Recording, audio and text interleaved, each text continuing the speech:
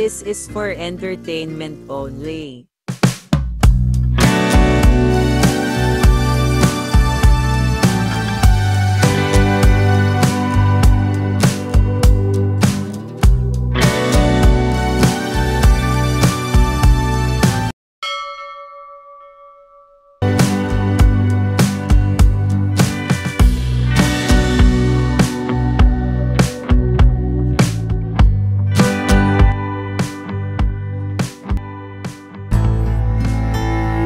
Narito ang mga maswerteng zodiac sign ngayong buwan ng Hulyo.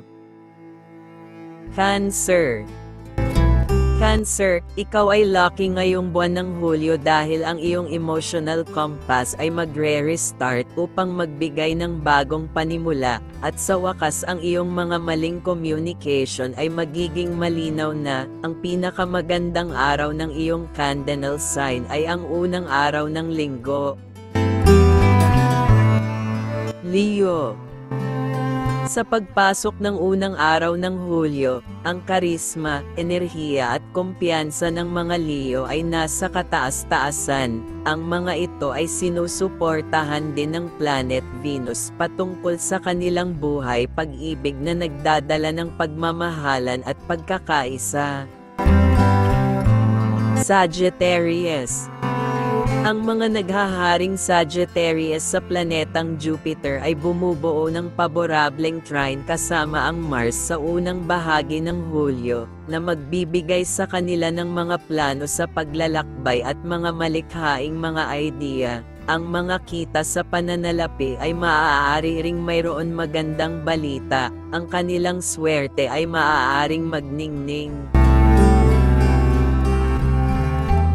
Narito naman ang mga unlucky zodiac sign ngayong buwan ng Hulyo. Virgo.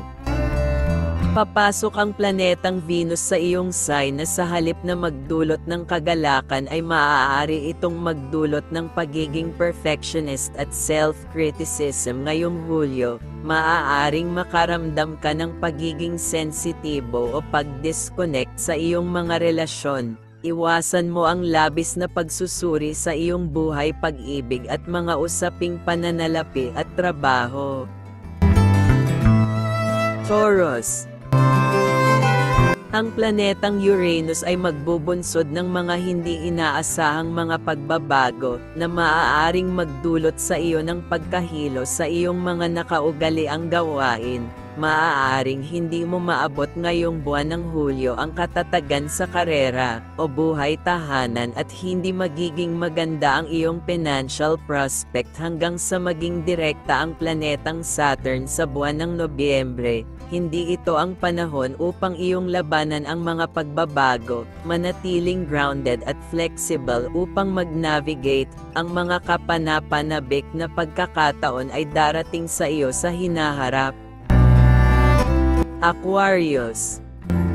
Ang pag-retrograde ng planetang Saturn sa Aquarius ay parang naglalakad paakyat. Maaaring harapin mo ang pressure sa trabaho, pamilya o iyong mga pagdududa. Dapat mong iwasan ang mga native na pag-burnout at mga labis na pangako. Iyong tutukan ang instruktura at disiplina sa iyong sarili para sa iyong espiritual at propesyonal na paglago. Huwag magpadalos-dalos sa mga desisyon. Ang mahabang pasensya ay may kaakibat na magandang balita.